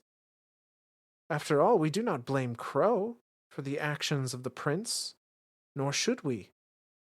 When Glint brought him back in the great machine's light, Crow was born anew, as were Ikora and Zavala and you. It is as Ikora says, is it not? Grace and memory. The light forgets, just as the witness forgot. But then I think, no, the witness did not forget. It was not reborn. It did not choose unreasonable grace. It exuviated in its own words, but it remembered where it came from. It chose what to forget, not to allow for new possibility, but to destroy it. A self justifying teleology. It is not just reality that the witness mutilates. It has dissected and reassembled itself, its own memories, its own history. The witness went from confronting the uncomfortable truth to erasing it. It is grotesque. As a scribe, as Ido, I cannot feel anything but revulsion. And that's the end of Ido's notes. Yeah, I mean, she said everything we said. Yeah. Yeah, no, it's uh, yeah, I this entry is probably the most mind blowing for me, to be honest. Like again, we theorized before that the idea that the witness, like, it just brought all of its people into itself. Like, that was it. Like, you were conscripted whether you liked it or not, and to come to find that, like, no, if you weren't under a certain mindset, you were deleted, you were murdered, you were killed, like, you were done away with. And then to learn that, like, after they merged, they erased all memory of it, Yeah. and maybe not all memory of it. Like, even Ido has the doubt here of, like, it seems like it just kind of picked the memories that that group seemed to like, that seemed to fit its ideals, and was like, yeah, we'll keep these, but the other ones, the murdering the our own people, yeah, we'll forget about those. We won't worry about Right. writing that Yeah. down. This random person that was exiled, that was part of our original race, that we're not going to talk about at all, that could possibly still exist in this universe somewhere. Yeah, we're gonna forget about that person. Yeah, I Yeah. I, it is crazy, but I think it is a very important distinction that she makes. Guardians forget everything from their past life. They are born anew so that, as Ikora says, they may choose unreasonable grace. The right. witness was reborn in a way, but it chose to only remember the things that led it towards destruction. And Right. it removed the very possibility of thinking that there might be a different way. Well, and that's, I mean, that's the key there, right? Like before, when we saw these debates between different entities within the race before the witness, of the back and forth of like, well, what is the final shape? Do we even know what the final shape is? It should be unknown. It should be all knowing. Like it should be just like I shouldn't have to even like help you along to find the final shape. It should be just so perfect that you come to that same conclusion, that everyone should come to the same conclusion about it. And then the debate of, well, like, are we not hindering the final shape by like by not stopping these ships from blowing up everything that we grow? Like how can that be correct? And now to the point of the witness of like everything is a final shape. So it has literally pruned out every idea outside of like whatever it whatever that original group thought was, this is the final shape. The witness is a giant cult. Yeah, and in a way, it's a cult that has like it's worse than a cult because it's removed the possibility of dissension. Yeah. Like it is its own fanatical leader and Yes. followers all in one. Yes. Right. Like Yeah, what do you I don't how do you combat that? I mean, And it has crazy ass fucking powers. Like right. I truly don't know how to combat that. Like a being that is so convinced of its own righteousness, its own zealotry. Yeah, I don't know. I mean, yeah, it is convinced 110% that its way is the only way, and that it is the only correct being That in the universe, and that because of that, the fact whatever it does must be the right thing. yes, that the whole idea that it can't be wrong. Like it is so convinced of itself that it doesn't even have the idea of being wrong. Yeah. Oh my god. Ugh. Ugh. Okay, witness bad. But I Um mean, yeah. yeah. Again, big bad evil guy is the bad guy. you want you want to say duh, but fucking duh. Oh. But we have one Yeah, witness bad. we have one final entry in this lore book. It is an interview in the throne room of the Reef between Marasov and Ido. And what I This find, is the one she was waiting for while she was scribing the previous entry, right? yes, and there are no notes from Ido on this after the fact. And I think it's funny that Ido is including this as a scribe archive of an interview that she was a part of, like a transcription of an interview she was a part of. So in my head canon for this is Ido like sat down to have this conversation with Mara. I was like, oh, 1 second, and then like pulled out a voice recorder or Oh, something. 100%. It 100%. was like, okay, now we can talk. Yep, yep. How are you feeling today? This is Scribe Ido on day blah blah blah. Yeah, no, that's exactly how that went. Yeah. I do, but again, she even talks about it in her writings too. Like she is a scribe. That's her like Yep. even the history that she doesn't want to see or doesn't want to that's too depressing or soul crushing, like still needs to be remembered. Yep. So yeah, I like it. So this interview transcription goes as follow. Ido starts. Marakel, I greet you in the light. And Mara answers, Scribe Ido. She smiled when she said my name. Several lines are redacted. I hope you will forgive me. In my curiosity, I allowed myself to pursue a bit of a tangent. It is not often that my father speaks of the time before he found me. I have much to ask him now. But the interview continues. But what have you come to inquire about another matter? I understand you are searching for all that you can on the witness, the stains it has left while passing through this universe. I have learned a great deal and understand very little. It is my hope that you will be able to render my conclusions clearer and more complete. Show me what you have found. Some time passed here. We discussed the documents that I have included here, as well as others I believed redundant or only tangentially helpful. Markel's insight is as keen as any blade. Even in those minutes, my understanding multiplied. At last, she sat back and closed her eyes. I touched the mind of that being, that monster, only once. I sensed its purpose. Not the purpose itself, but the idea of purpose.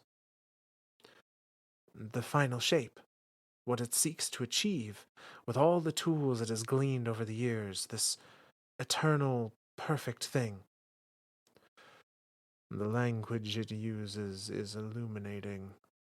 Peak, pinnacle, pyramidian. The broad base of the pyramid, focusing and sharpening as it builds towards its highest point. Self-improvement, or what that being believes to be self-improvement. Here I began to realize something. Excitement rushed through me like lightning. Dissecting, reassembling, taking, merging, all these things point toward what the witness sees as the final shape.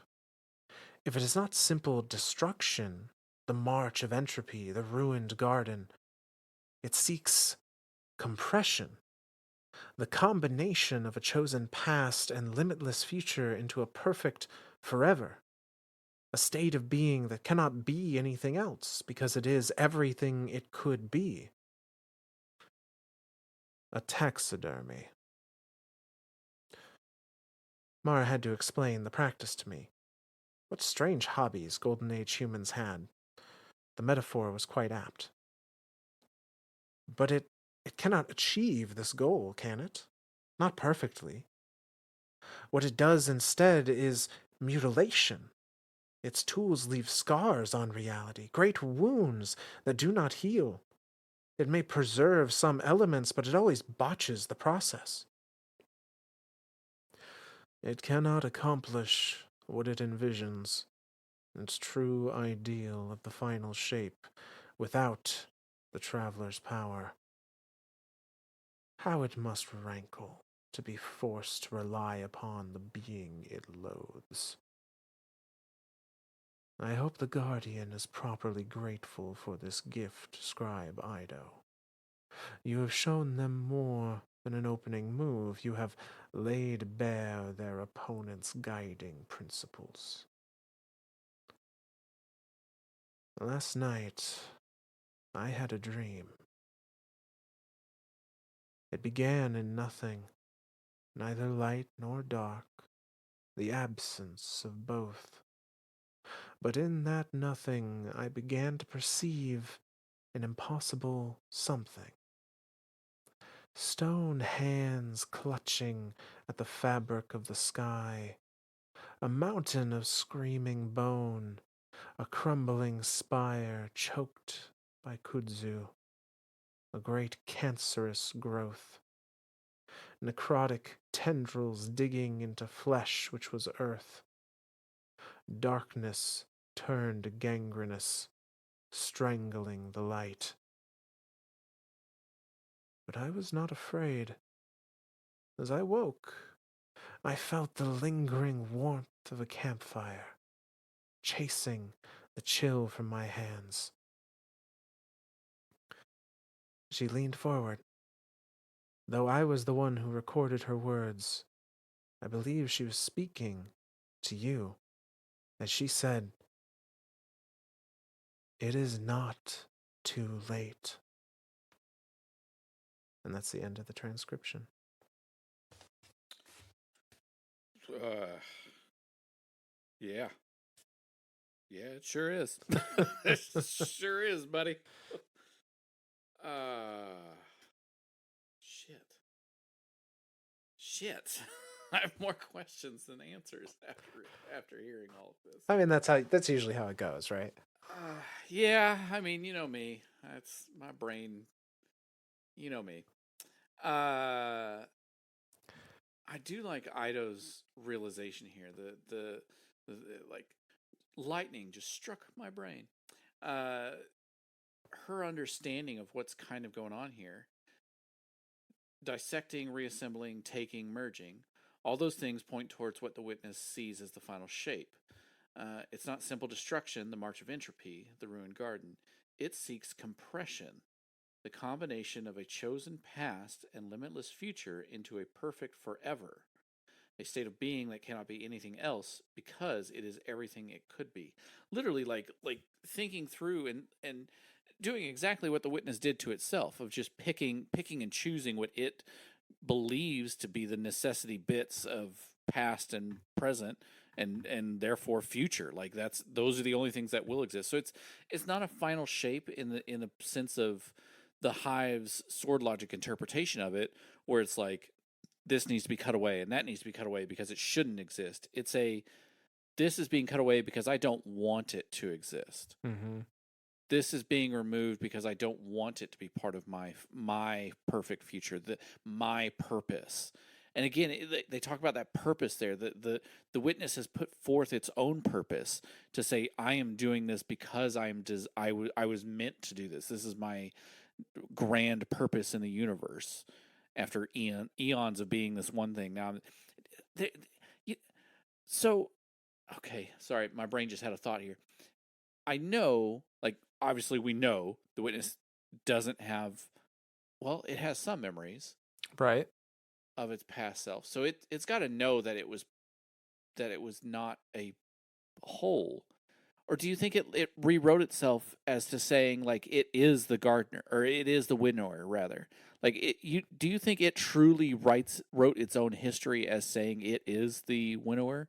I mean, that seems to be what the people that were turning into it believed, I assume. That like they were the ones to give purpose to the universe because nothing else could or would. Like, Which then, of course, like draws complete questions around the entire unveiling book. well, and we don't know when Unveiling was written. We don't know if Unveiling was Right. written after they had become the witness. We don't know if it was written by the consensus as, I mean, as crazy as it sounds, they could have written the Unveiling book as a means to tell their new form, the witness, what they Oh wanted it to shit. think its origins were. Right. And so now the witness is convinced it is that winnower because it was written that way. Oh man, that's brilliant. I like that. I like that. I'm sticking with that. I like that theory. I mean, it would work. Like I do think the witness 100% believes that it is this grand savior of the universe, but what it Oh yeah. sees as salvation, Mara describes as taxidermy. It doesn't want to make the universe better. It wants the universe to stop and Yep. stay exactly the way it determines it should be. And it's that not it's not it's the witness wants the universe to stay the way the witness thinks it should be. Right. And therefore by taxidermying it, by stopping it, it has now preserved it, or said this is the final shape. This is, and that's that idea of the final shape that it's perpetuating is the state of being.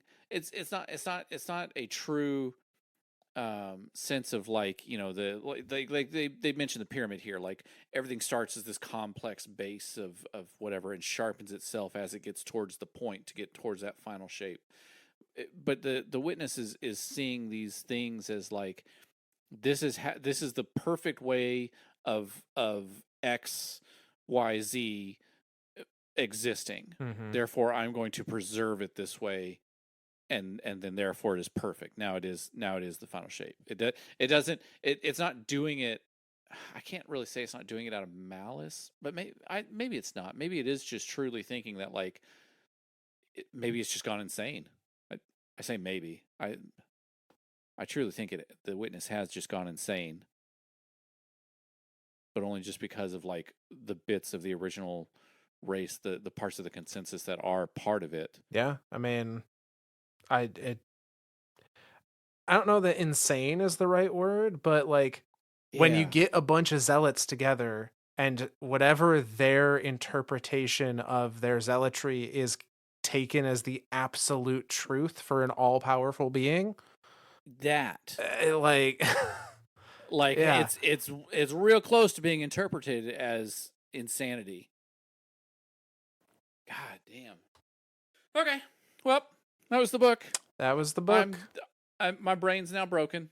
I I I have no more pieces. No more pieces? Yeah, that's me.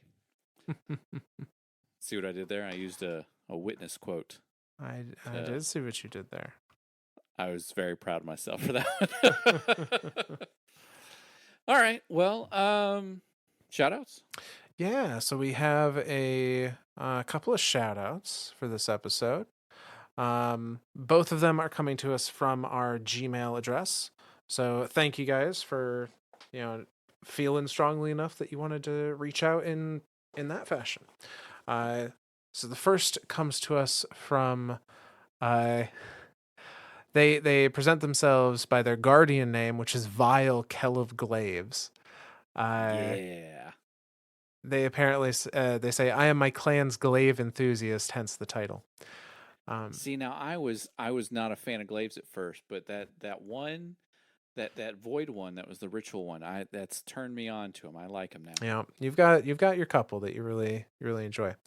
But regardless, Vile goes on to say, "Hey, Myth and Zor, I listened to your podcast on Spotify, starting with the Crow series a few months back, and I gotta say, I'm hooked. I listen to your podcast all day long while I work. I love the way you guys go into depth with all the lore and the dynamic you two have. How you bounce ideas off each other and develop these interesting theories. You helped reignite my passion for Destiny 2 just as I was starting to lose interest. You've opened my eyes to the expansive lore the Destiny universe has, and I love learning about it from you two. I've been jumping around from series to series, not listening in any particular order. I just listen to a series, and if you mention a different one, I listen to that one next. I just finished listening to the Clovis Bray section of the Bray Legacy series. Sorry for the big paragraph. I'll end my little tangent by saying I love the podcast and can't wait to hear what's next. From all of us Guardians to all of you Lore Daddies out there, we'll see you next time." Oh, yay! P.S. Zor, anytime I hear someone say the name Spider, I can't help but go, merchandising. And I blame you for it. Merchandising. I've got your themes over here. I've got these crates over here that need to be merchandised. Merchandising. I love it. I fucking love it. I love it. Oh, this one made me cry. Yay.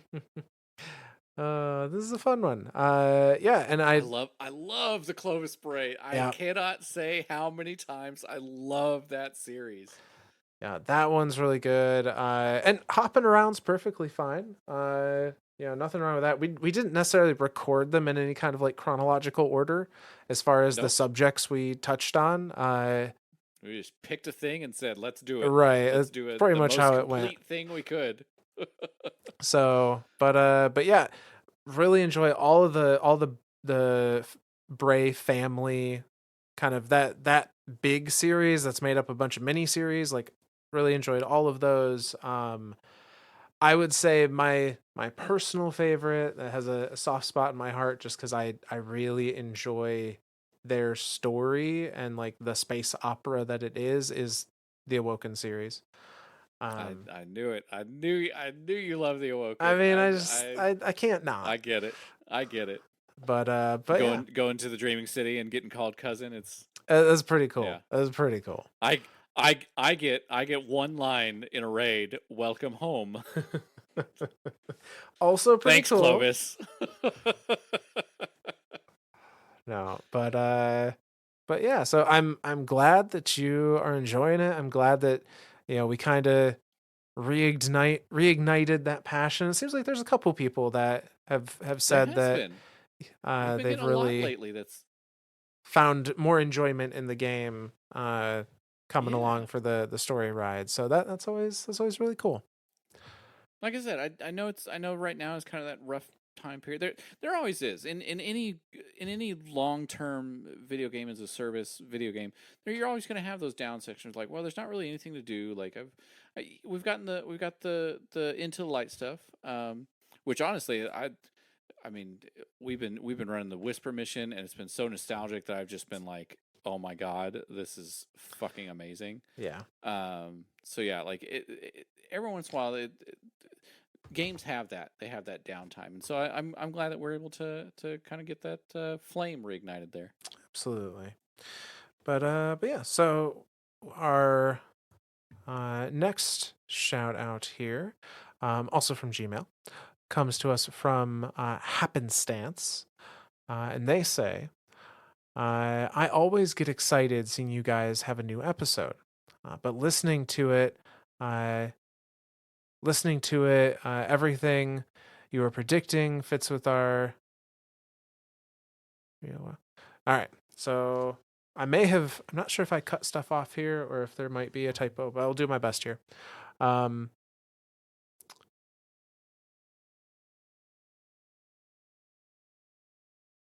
oh, listening to the episodes, everything I think Bungie were predicting fits with our real world. When we are where we are headed, as far as like being more green, what we have done in history and what's going on. Uh, I think all of this is another fourth wall break from the game. I'm so excited about the final shape with the new stuff coming. Uh, with the new stuff coming, with the new class exotics that can combine the different exotics together. What exotics do you want to search for in the mix? Yeah. Uh, I That's a just want a loaded new question. one. I just want a new one that gives me Void Buddy because I want Prismatic, but I want a buddy build. I want to be able to have a Void Buddy, an Arc Buddy, a Solar Buddy, Threadlings, and Bleak Watcher. So far, if I'm doing this correctly, I can have Solar Buddy, Arc Buddy, and Threadlings. I can't quite fit Bleak Watcher and there's I don't think in Prismatic I don't think there's a way to even get Void Buddy, which makes me sad because There Void is Buddy not. is best buddy. There is not. Arc Buddy's best buddy. I don't know. They're all best buddies. I just wanted a buddy build. I wanted to be able to just like throw down a rift, 40 different little buddies pop up, and they all shit all over everything. And I just sit in the back with Trinity Ghoul going, all right, I'll clean up the mess. Well, I'll clean up whatever's left. Yes, incredibly Uh, balanced that. yes, 100% balanced. Little void buddy. So like you throw your rift down, right? And so that'll automatically pop arc, void, and solar, right?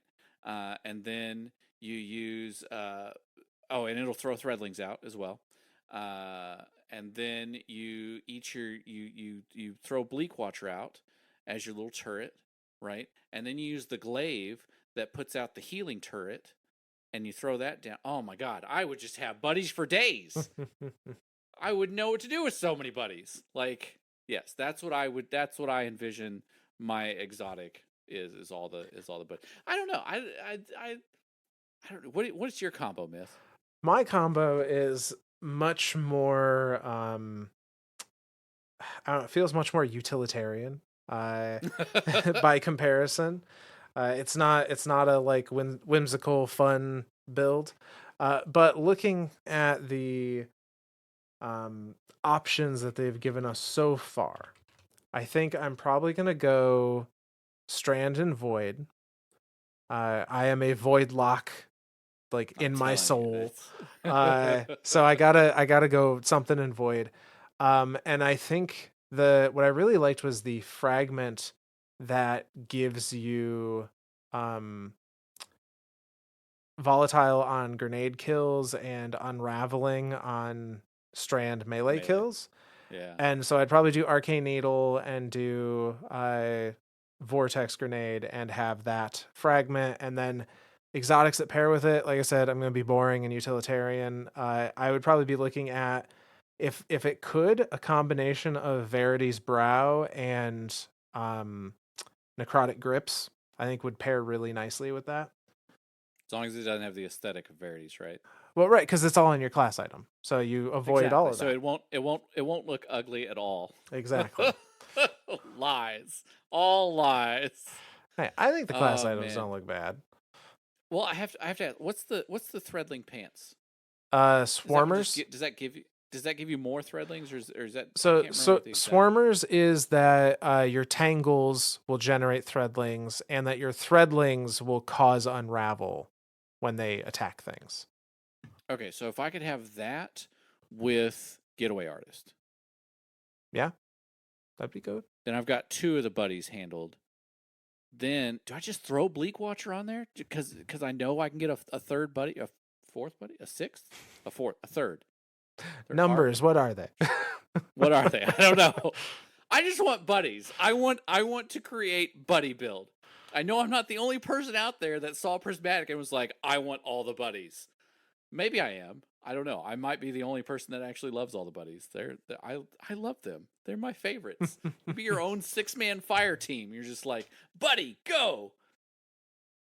I don't know. Maybe I do like the idea of utilitarian of like, I want like 10 grenade charges. All right, done. Yeah. Like ultra armamentarian. Well, good luck But on a finding that. warlock. Yeah, exactly. or give me dodges as a warlock. Give me 6 coyote on a warlock. I get 2 Again, I dodges. don't think that's how that works. As and then you'd pair it with the Titan barricade, the Titan ice barricade, and go, now I have rifts, double dodges, and an ice barricade. Come at me. Yeah. I'm the ultimate defense. Dude, there's no way none of this is that. No, Yeah, because nope, at nope. that point, there's no reason to even have different classes. But all that being said, we're glad you're enjoying things. I think as far as your point of like a fourth wall break, just by nature of some of the events that they kind of allude to in history and climate wise and that kind of thing. I don't know if that's necessarily an intentional fourth wall break, but they definitely take inspiration from current events and ancient history, as we've seen with like Greek mythology and even references to the different like World War tactics and that kind of stuff. Like they 100% pull inspiration from the real world. So yeah, but I'm glad you're enjoying it. Hopefully you enjoy this one as well. For anyone else out there that enjoyed what you heard tonight and you want to leave some support in a way, leaving a review on your platform of choice is probably the easiest thing to do. If you can leave a text review and you feel strongly enough to do so, we love seeing those. You can always drop us a line on Twitter at Myths and Stories or mythsandstories@gmail.com. We are also on YouTube now with our episodes there rapidly approaching, catching up with the live kind of current releases, I should say. So if you shoot us a line on any of those places, you may hear yourself as a future shout out. Yeah. Well, I guess I'll give my thanks. I haven't given this thank you in a while, and I think I need to do it today. It feels right to do it today. I'm going to thank both Mythborn and another guardian out there, Mystic Penguin. The two of you mean so much to me. I don't know that I could get through my week, my day, my month, my anything without a little bit of guidance from either one of you. And I love you both. Aw. Yeah. Yeah. Anything else from that myth? Nope. Well, okay then. In that case, from all of us Lord Daddies to all of you Guardians out there, we'll see you next time. You found your people. Guardians do love their myths and stories.